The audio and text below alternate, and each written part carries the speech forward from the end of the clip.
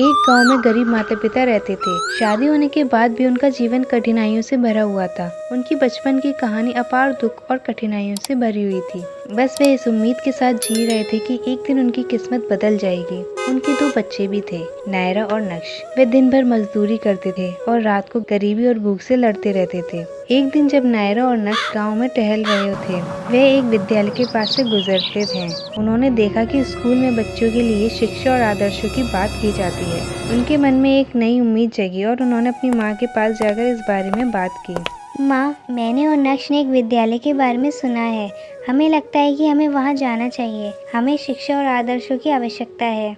मेरे प्यारे बच्चों, मैं तुम्हारी ख्वाहिशों को लेकर बहुत खुश हूँ, लेकिन हमें यहाँ जीने के लिए ही पैसों की बहुत ज़रूरत है। हमें अपनी रोजी रोटी के लिए काम करना होगा। माँ, हम दोनों को अच्छी शिक्षा मिलेगी तो हम आपकी बेहतर मदद कर पाएंगे। कृपया हमें ये अवसर दीजिए। अक्षरा अपने बच्चों की बात सुनकर राजी हो गई थी। वह उन्हें विद्यालय जाने की अनुमति देने के लिए खुद को मजबूर कर लेती है। विद्यालय में नायरा और नक्श ने अपनी शिक्षा में ध्यान देना शुरू कर दिया। वे दिन रात मेहनत करते रहते थे और उन्हें अच्छे अंकों के साथ उन्हें प्रथम स्थान प्राप्त हुआ। एक दिन जब विद्यालय में महोत्सव आयोजित किया गया, नायरा और नक्श को विद्यालय की प्रिंसिपल ने और उनकी प्रशंसा की तथा अद्भुत पुरस्कार भी मिले। सभी उन्हें देखकर हैरान हो गए थे। अक्षरा भी अपने बच्चों से बहुत खुश थी और अपने बच्चों से कहती है, बच्चों, मैं तुम्हारी कामयाबी देखकर गर्व महसूस कर रही हूँ। तुमने मेरे और अपने जीवन को चमका दिया है। माँ, आप हमेशा हमारे साथ खड़ी रही थी। आपका साथ और आपकी प्रेरणा के बिना हम यहाँ नहीं पहुँच सकते थे। नायरा और नक्श अब अपनी माता पिता की देखभाल कर सकते थे।